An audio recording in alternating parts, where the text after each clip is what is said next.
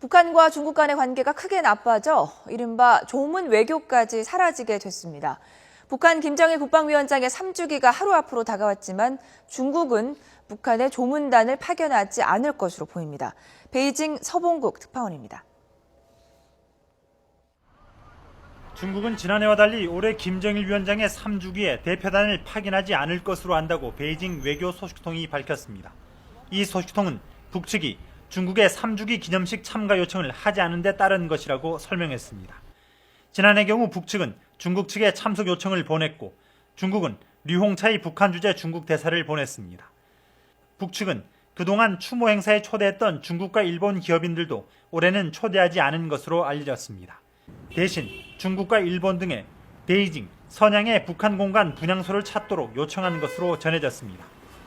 정치 분야뿐 아니라 경제 분야도 양측 간 교류가 크게 줄었습니다.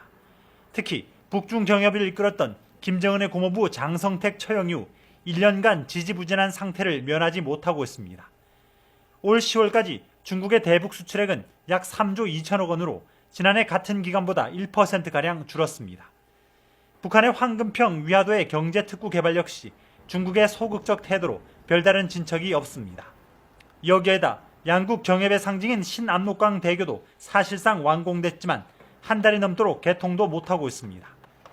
북한 쪽 부분에 세관과 연결도로가 건설되지 않아 북중 무역의 80%를 소화할 것이라는 당초 기대가 무색합니다.